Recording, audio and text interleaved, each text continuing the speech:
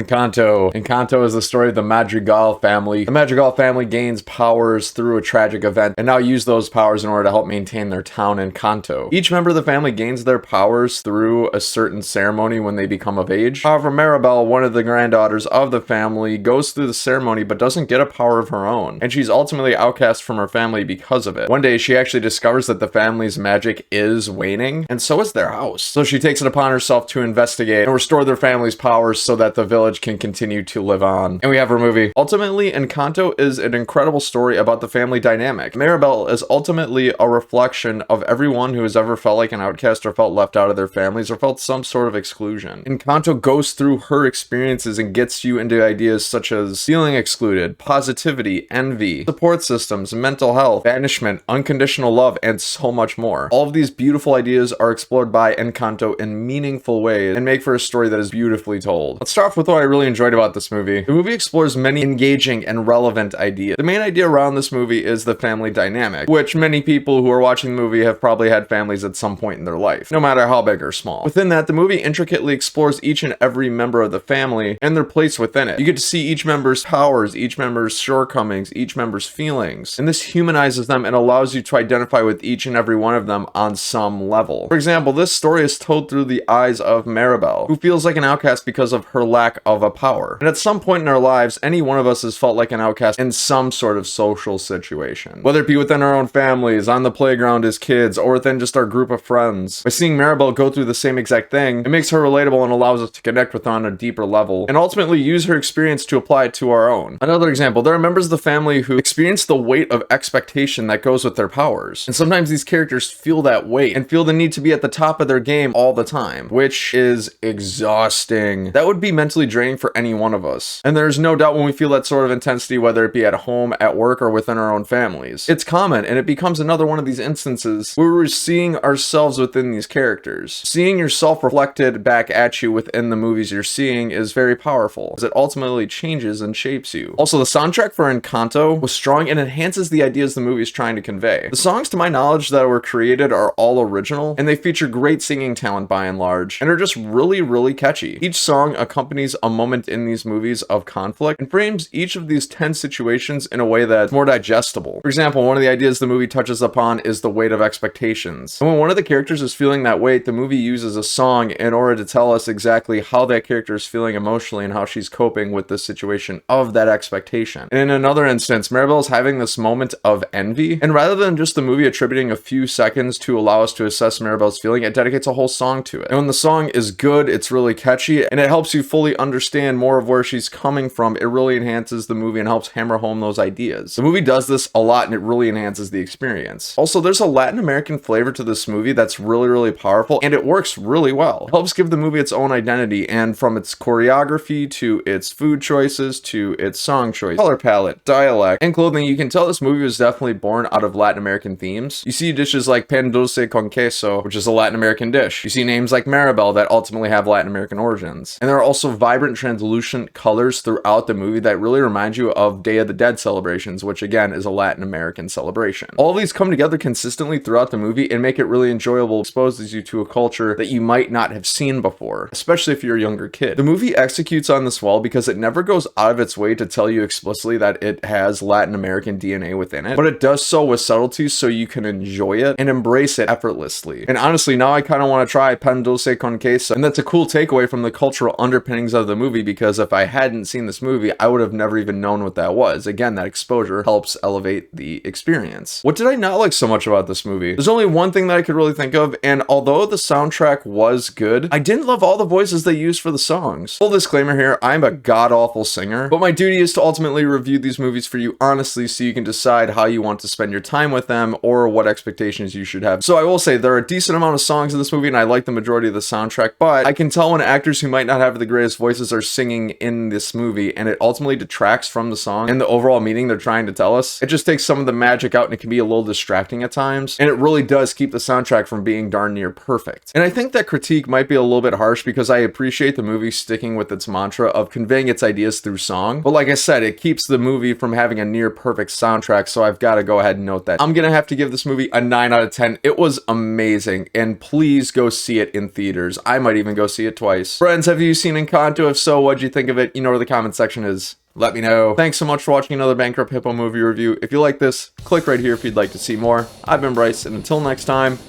have a great day.